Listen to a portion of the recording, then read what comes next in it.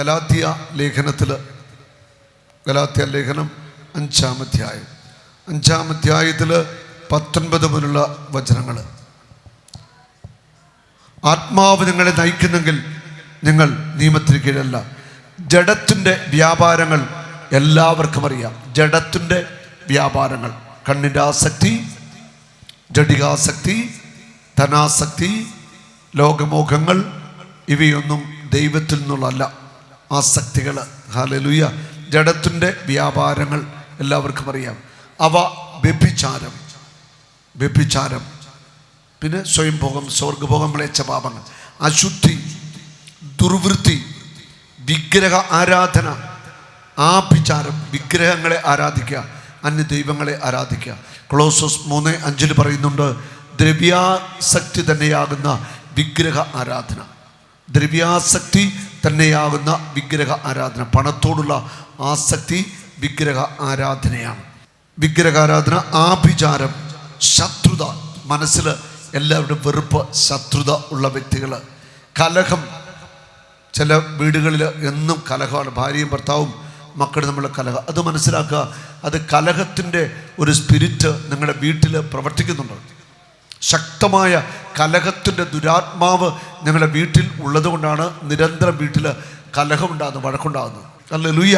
അത് കലഹം ഉണ്ടാക്കുന്ന സ്വഭാവം അത് നമ്മൾ ഒഴിവാക്കണം. ഹല്ലേലൂയ.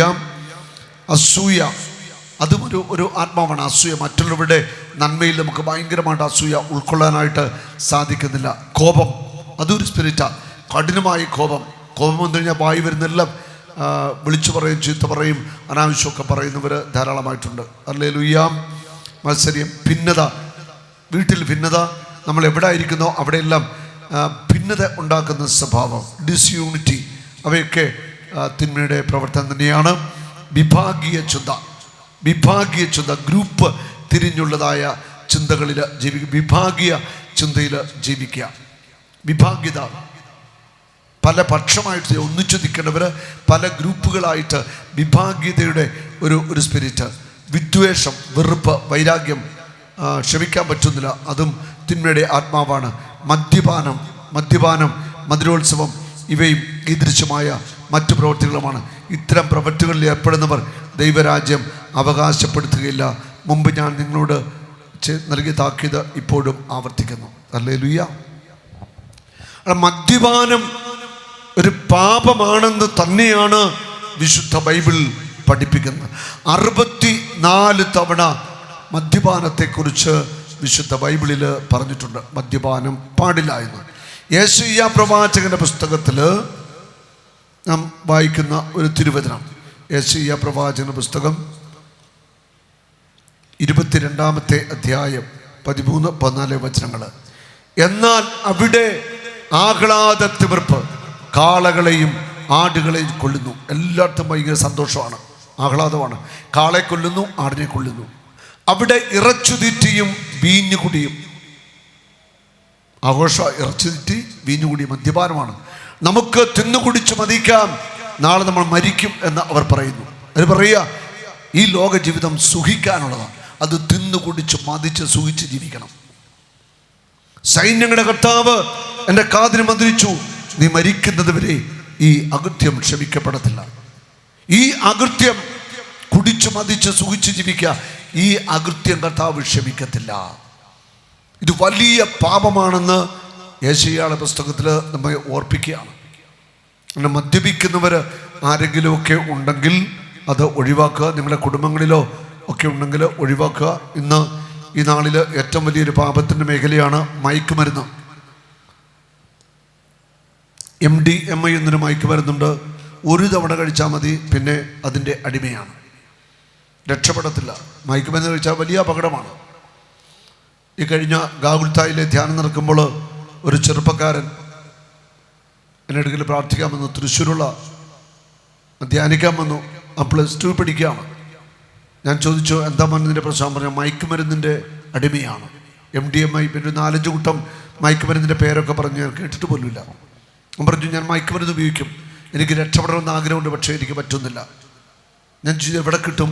അവിടെ സ്കൂളുകളിൽ എത്തിച്ചു തരാൻ ആളുണ്ട്. അവൻ്റെ കൂട്ടുകാരൊക്കെ മയക്കുമരുന്നിന് അടിമകളാണ്. കഴിഞ്ഞ ദിവസം ദിവ്യപത്രത്തിൽ ഒരു ലേഖനത്തിൽ ഞാൻ വായിച്ചു, കേരളത്തിലെ വിദ്യാർത്ഥികളിൽ 36% കുട്ടികൾ മയക്കുമരുന്നിൻ്റെ അടിമകളാണ്. 36% കുട്ടികൾ. അങ്ങനെ മയക്കുമരുന്നൊക്കെ ഉപയോഗിക്കുന്ന കുട്ടികളുടെ അധ്യാപകരെ തല്ലുന്നു. ഇവിടെ നിങ്ങൾ വായിച്ചു കാണും, ഒരു അധ്യാപകനെ അടിച്ചിട്ട് അധ്യാപകൻ്റെ കൈ ചവിട്ടി ഓടിച്ചു ഒരു വിദ്യാർത്ഥി. ഒരിക്കലും ചെയ്യാൻ പാടുള്ള കാര്യമില്ല. മാതാപിതാ ഗുരുദൈവം നമ്മുടെ ഗുരുവായിട്ടുള്ള ഒരു വ്യക്തിയെ ഉപദ്രവിച്ചാൽ അത് എന്നും ജീവിതത്തിൽ അനുഗ്രഹത്തിന് നഷ്ടമാണ്. അത് ശരിക്കും ഒരു തകർച്ചയായിട്ട് മാറും. മദ്യപാനത്തിൽ നിന്ന് പൂർണ്ണമായിട്ട്, മയക്കുമരുന്നിൽ നിന്ന് പൂർണ്ണമായിട്ട് പിന്മാറുക. ഈ വചനം കേട്ടുകൊണ്ടിരിക്കുന്ന ആരെങ്കിലും അങ്ങനെയുള്ള ഏതെങ്കിലുമൊക്കെ തെറ്റായ ഒരു ജീവിതത്തിൽ പോകുന്നുണ്ടെങ്കിൽ ദൈവസന്നിധിയിൽ മാപ്പ് ചോദിക്കുക. മദ്യം അത് വേണ്ട എന്നൊരു ഉറച്ച തീരുമാനമെടുക്കുക. മയക്കുമരുന്നും മദ്യവും നമ്മുടെ കുടുംബത്തെയൊക്കെ തകർത്ത് തരിപ്പണമാക്കും. അനേക വ്യക്തികളും കുടുംബങ്ങളും സാമ്പത്തികമായിട്ടൊക്കെ തകർന്നു പോയതിൻ്റെ പിന്നിൽ മദ്യമുണ്ട്, മയക്കുമരുന്നും തിന്മയുടെ വഴികളൊക്കെ ഉണ്ട്. അപ്പോൾ ഇതിൽ നിന്ന് പിന്മാറുക, ദൈവത്തിലേക്ക് മടങ്ങി വരിക. ഹല്ലേലൂയ. അതുപോലെ മറ്റൊരു പാപത്തിൻ്റെ മേഖലയാണ് പണം പലിശയ്ക്ക് കൊടുക്കുന്നവർ. പണം പലിശയ്ക്ക് കൊടുത്ത് പണം സമ്പാദിക്കുന്നവർ. 2 രൂപ, 100 രൂപയ്ക്ക് 2 രൂപ, 5 രൂപ, 8 രൂപ, 10 രൂപ ഒക്കെ പലിശ മേടിക്കുകയാണ് ഓരോ മാസവും. ഇത് അധാർമിക പാപമാണ്. പണം പലിശയ്ക്ക് കൊടുക്കരുതെന്നാ ദൈവത്തിൻ്റെ വചനം പറയുന്നു. സങ്കീർത്തനം 15 പറയുന്നു, പണം പലിശയ്ക്ക് കടം കൊടുക്കാത്തവൻ ഭാഗ്യവാൻ. നെഹെമ്യ 5:10 പലിശ വാങ്ങൽ നമുക്ക് ഉപേക്ഷിക്കാം. പണം പലിശയ്ക്ക് കൊടുക്കുന്ന, വൻ പലിശയ്ക്ക് കൊടുക്കുന്നത് വലിയ തെറ്റാണ്. ഒരിക്കലും പണം പലിശയ്ക്ക് കൊടുക്കരുത്. നിയമാവർത്തനം 23:19 നിന്റെ സഹോദരന് ഒന്നും പണമോ ഭക്ഷ്യസാധനങ്ങളോ മറ്റെന്തെങ്കിലുമോ പലിശയ്ക്ക് കൊടുക്കരുത്. ഉണ്ടോ? നിന്റെ സഹോദരന് പണമോ ഭക്ഷ്യസാധനങ്ങളോ മറ്റെന്തുമോ പലിശയ്ക്ക് കൊടുക്കരുത്. ഇത് ദൈവത്തിൻ്റെ വചനമാണ്. പലിശയ്ക്ക് പണം കൊടുക്കരുതെന്ന് തന്നെയാണ് വിശുദ്ധ ബൈബിൾ പഠിപ്പിക്കുന്നത്. ആ മേഖലയിൽ ഏതെങ്കിലുമൊക്കെ വീഴ്ചകൾ ഉണ്ടെങ്കിൽ അത് ഒഴിവാക്കുക. പണം പലിശയ്ക്ക് കൊടുത്ത് രക്ഷപ്പെടത്തില്ല. അത് നമ്മുടെ അനുഗ്രഹത്തൊക്കെ തടസ്സമായിട്ട് മാറും. അതൊന്ന് സൂക്ഷിക്കുന്നത് നല്ലതാണ്. ഹല്ലേലൂയ. യേശുവേ നന്ദി, യേശുവേ സ്തുതി, യേശുവേ സ്തുതി. 1 കൊരിന്തോസ് 4:7 നിനക്ക് എന്ത് പ്രത്യേക മാഹാത്മ്യമാണുള്ളത്? എല്ലാം ദൈവത്തിൻ്റെ ദാനമായിരിക്കെ ദാനമല്ല എന്ന മട്ടിൽ എന്തിനാണ് നീ അഹങ്കരിക്കുന്നത്? എല്ലാം ദൈവത്തിൻ്റെ ദാനമാണ്, ദാനമല്ല എന്ന മട്ടിൽ എന്തിനാ നീ അഹങ്കരിക്കുന്നത്? നിന്റെ വീട്, നിന്റെ സമ്പത്ത്, നിന്റെ മക്കള്, ജോലി, പണം എല്ലാം ദൈവം നിനക്ക് നൽകിയതാ. നീ എന്തിനാ അഹങ്കരിക്കുന്നത്? ഇന്ന് അഹങ്കരിക്കുന്ന നീ നാളെ മരണത്തിൻ്റെ പിടിയിലേക്ക് പെടാം.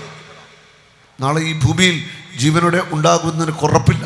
അതുകൊണ്ട് അഹങ്കരിക്കരുത് എന്ന് ദൈവത്തിൻ്റെ വചനം ഓർമ്മിപ്പിക്കുന്നു. എല്ലാം ദൈവം നമുക്ക് ദാനമായിട്ട് നൽകിയതാണ്. കരമുയർത്തി ഒന്ന് സ്തുതിച്ച് കർത്താവിനെ മഹത്വപ്പെടുത്താം. ഹല്ലേലൂയ.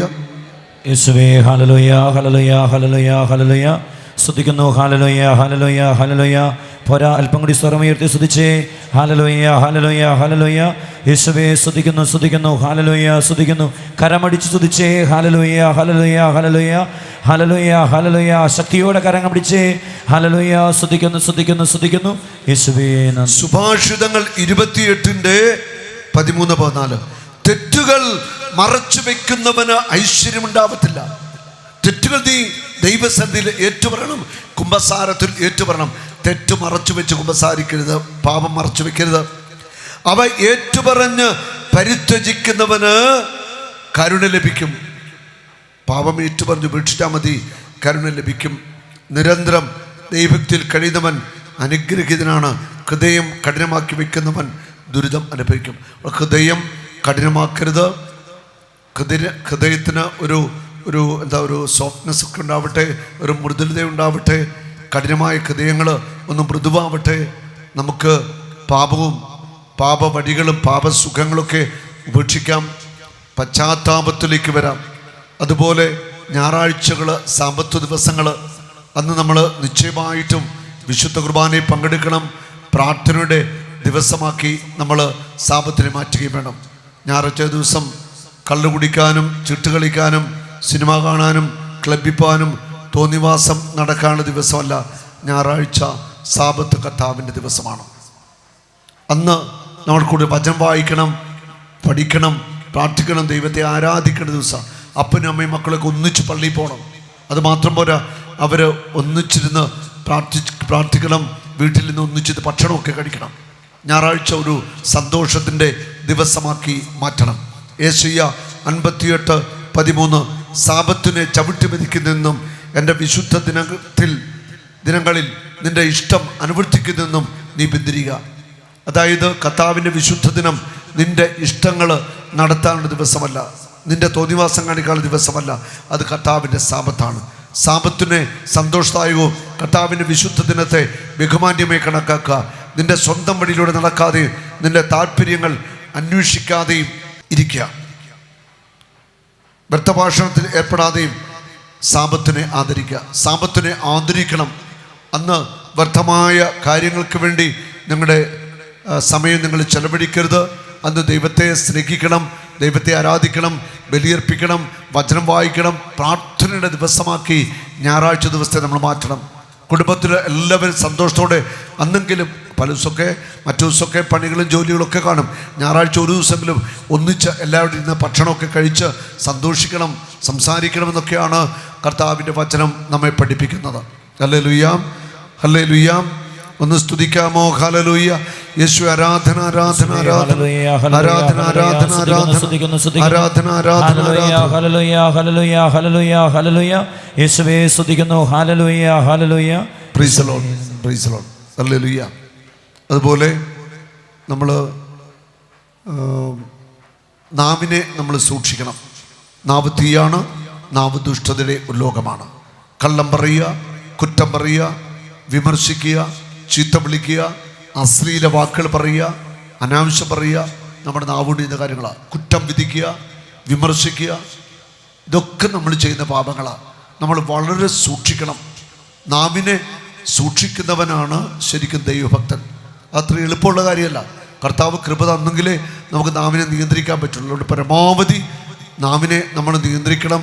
കുറ്റം പറയാതിരിക്കുക, അശ്ലീലം പറയാതിരിക്കുക, ചീത്ത വാക്ക് പറയാതിരിക്കുക, വിധിക്കാതിരിക്കുക, ഇതൊക്കെ നമ്മൾ ശ്രദ്ധിക്കുക. നാവിനെ നന്നായിട്ട് നമ്മൾ നിയന്ത്രിക്കുക. ഹല്ലേലൂയ.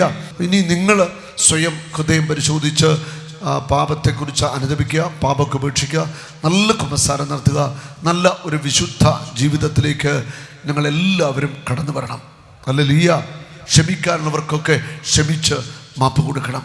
നമ്മൾ ദ്രോഹിച്ചവരെല്ലാവരും അനുഗ്രഹിക്കുക, അവർക്ക് വേണ്ടിയൊക്കെ പ്രാർത്ഥിക്കുക. കർത്താവിൻ്റെ വലിയ കരുണ നമ്മുടെ മേൽ നിറയട്ടെ. കർത്താവിൻ്റെ ആത്മാവിൻ്റെ അഭിഷേകം നമ്മുടെ മേൽ പകരപ്പെടട്ടെ.